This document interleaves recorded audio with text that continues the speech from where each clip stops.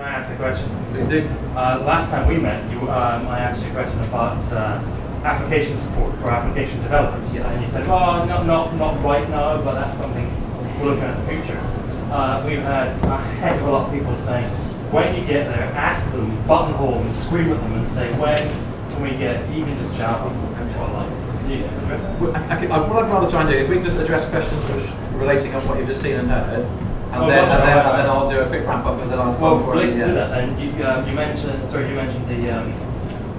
widgets. Yeah. Screening out. Can we develop? Can the community develop those? There's no way of Right, escaping. I'll come back to the first question. By the way, commend you for that. That's Yeah. very good. Okay, we'll come back to the first question. We talked about opening up platform for web developers and Yes. application developers. All I can tell you is within the next few weeks, there will be a site launched to enable online support and application development. So I think a big tick there. We're opening up the platform. We know it's more important. I think as the nature of the devices become more customizable and their sort of connectivity is improving, whether it's through Wi-Fi, Bluetooth, etc., then yes, we're going to do that. So I think there's a big tick from that perspective. And can I say your input to that is important in informing the people we have to speak to in Korea and say, hey, until we get open platforms, we need to make sure our software, our operating system is more open in that phase leading up to an open approach. Jeremy's been a big part in actually persuading others to do that. So you guys have informed that. And to that end, obviously there'll be some content on there as well, which you can also download. It's never going to miss a trip, you know? It's a great question about the operating system. So from the Beauty, and a lot of feedback that I got when I was talking a lot about the Beauty and we were doing a bunch of promotional stuff, that the OS wasn't already there. So do you feel that the operating system is already an evolution as well in the Renoir? I think you will. Anybody can chip in on this as they see fit. We've got Peter Gordon in the room, I think, somewhere. He may want to say something. We are going to develop the UI and the operating system it supports and allows you to interface with.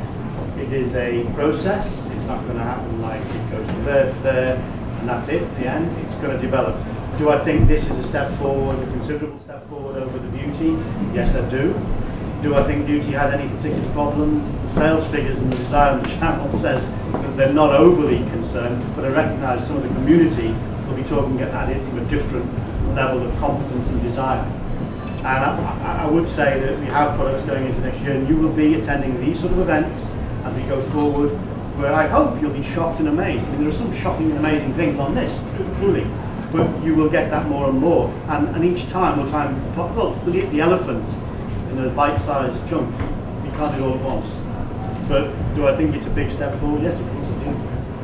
So you've talked about improving the UI going forward with new products launching next year. What about user updatable firmwares for the existing phone? Will we see new firmwares for the Renoir and Secret adding those new features back? This is something that from two elements, the consumer experience and the service platforms that we require to be able to update stuff and either change something or fix something.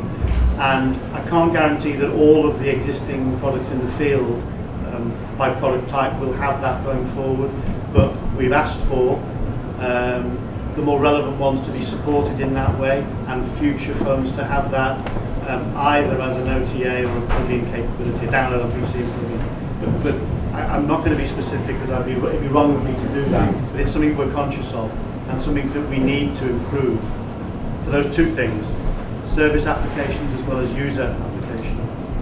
But I'm not going to be specific because I'd probably end up saying the wrong phone and it wouldn't be the one that we did. But you know, certainly going forward, we're conscious that it's a gap, it's a hole. I was at the Secret launch and lovely phone, really nice to overnight. Yeah, nice. Thank you, my descriptors. But I specifically saw it as, and really for the community. I specifically saw it as a fashion phone, and I've seen a lot of them around. Yeah. But that's not in a derogatory way, it's specifically aimed for that market, and I thought it worked now. Which leads me to my question, which is the target market, but it's clearly your flagship device, and it looks very nice in this phone. Yeah. But the target market? Again, a question that we were asked earlier on by the mainstream press, both national and and mobile. We're conscious that you define segments and categories in different ways. And we all do it in different ways, networks and vendors do it in different ways. But one of the principal things you'll do is look at the price of the damn thing, and whether or not it's available at this price, that price, or that price. Clearly that is going to define the tariff it's on and the place it occupies. Well, let's just try and zoom in on that category then. Are we looking at this as a professional device, a B2B device? No, we're not. It does email very, very well. And it's got a lot of features that people who are business people would perhaps want to see. But no, let's be blunt about it. We come from a consumer space and we're addressing a consumer market segment with this phone.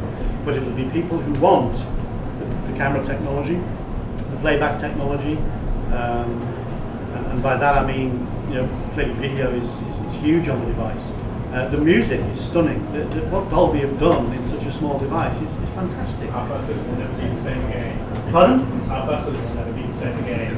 Possibly. I'm worried about whether our planes will be soon either. 3.5 mm jack? Sorry? Is it 3.5? No, it's not. It's got its own, but in the box it's male female for 3.5. And it recognises the fact that most people segment that we're at here are probably going to buy and expect to get the sort of thing that you get in your typical iPod, phone, or any other device of the type. Cost is an issue here. You have to get the device in the box, the package of contents, to be at a price that's relevant, especially in the market that we're in and heading towards. Yeah? And so what I would say is that segment, and I'm not defining it at all well, but I'm trying to point to certain aspects of it, they will typically have the headphones that they want to use because they're there, they know about them. And I know how many sensor headphones I've got, and I use different types for different times. But I think you'll find as long as you're allowing that access to a 3.5, either direct or through the adapter, then that will do the trick. So yes, it's premium. I think this word premium comes out because we have certain target segments and a market that we want to address with this product, which says we want people who want the best and want to really experience the best, a premium product, people who seek out premium products. So I'm saying it's a consumer premium seeker, and there is no way of getting around that, and that's where our competition would be equally seeking to drive their products. Jeremy, anything more? I think it's a fairly accurate summary. Yeah. I mean, just to add to the music, the 3.5mm jack as well. I think we also think it's quite important. We provide a connector into our device, which goes into a terminal where you can adjust volume. But most importantly, you can accept and reject a call.